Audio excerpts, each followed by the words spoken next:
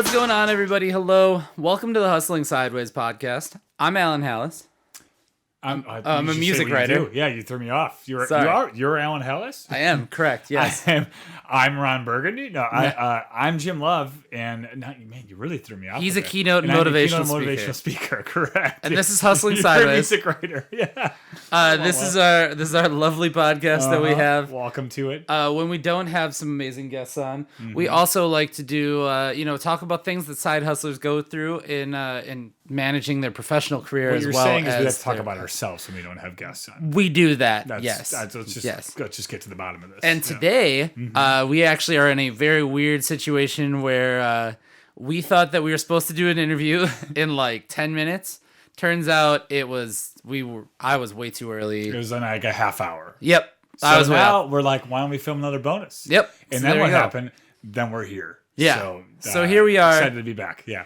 Talking about things that side hustlers go through, as well as the in their businesses, passion projects, all sorts of things like that. All the things.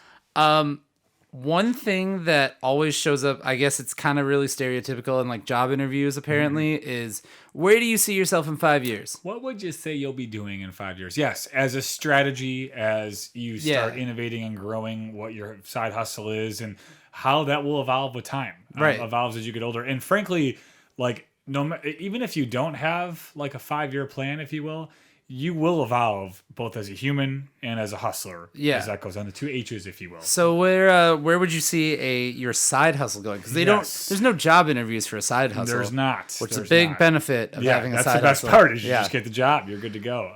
So where do you see your side hustle going in 5 years, Jim? So I'll be 37. That's messed up. Oh my gosh. Oh. I mean, I apologize for those who listen. No, we didn't think about that when we were set up. But okay, so here's I've thought about this a little bit and sort of like, where's the next step? I think I will continue doing what I'm doing in the sense of going to conferences, going to schools, going to businesses, and just having my keynote talk. That's what I do. I do want to extend more into like parishes and really do kind of like with my faith life and get that going a bit more, because there's just such a market for that. Yeah. But specifically, I really want to see myself get into more corporations. I think that's like a huge market that's untapped, and my message is applicable to that for leadership training. I've done it before. I've been to a couple businesses. It's just a different. The energy I have is a little bit different when I walk into a corporate room. But it's got to be the right people. I've done training for 23-year-olds, right? And I've spoken to a couple offices. So I really want to dive into that more. Because I mean, let's be frank.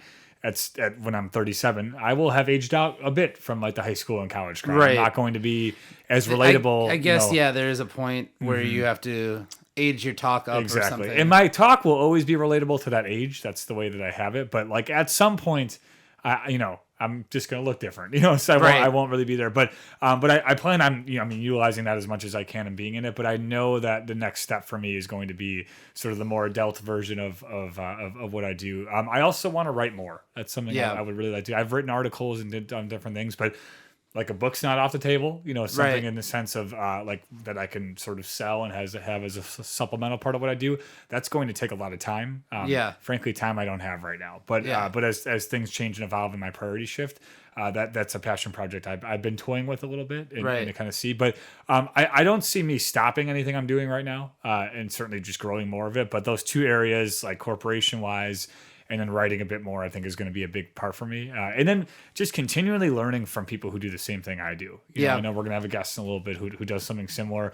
All takeaways, all growing my network and just finding the next best thing. So that's where I see it. And that could change, in a week. But I at this particular moment, as Alan asked me this question 5 minutes before we recorded this, that's really where I see my 5-year strategy. Yeah. How about you, sir? You would think that if I came up with it, I would have a 5-year plan. You have it, which is funny. That happens to you all the time. You have like an idea and you're like, I don't really have an example for this, but the topic is awesome. I just kind of roll with it. Yeah. That's kind of but that is kind of been the strategy for breaking and entering all along has been to just kind of roll with it, because what I've learned more than anything else is that the world is going to keep changing. Mm-hmm. We're seeing it now. I mean, to think like, okay, so we put out a video every week here for this podcast. Yep. To think like, oh yeah, it takes me, an hour to edit a video, maybe total. But to edit as fast as I can edit now was like a pipe dream years ago.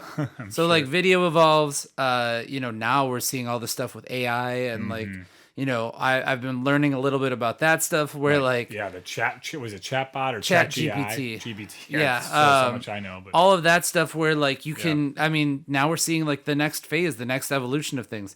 So it's hard to say where as a media company it goes. Yeah. But I'm always down to try the new thing, whatever the new thing is. Totally. And I think that's going to help. I would love to branch out breaking and entering a little bit in the sense of hiring more writers on, hopefully getting some more advertisers on, things like that. I would love to do some bigger and better events. I'm actually right now booking, 12 shows for this summer. Oh my gosh. Yeah, at the moment. Yeah. I have 12 different bills that I need to fill. Maybe not by the time this comes out. Hopefully they're all, they'll filled up by then. Speak that into existence. You should go to them wherever, if you got a chance to. But I would love to, kind of branch that out and maybe get to the point where it's not me doing as much of this, where I have somebody that is an event person or I have somebody that's a salesperson and kind of can branch out in the business sense. Yeah. That's something that, again, 5 years ago, I wouldn't have thought that I could even do. Yeah, totally. I always kind of envisioned this as being my thing exclusively. I would live comfortably off of it and be able to, make some steady income off of that. Yeah. But now I'm realizing life kind of gets in the way. And tends to happen that way, huh? Time only seems to get shorter and shorter for, allocating to this sort of thing.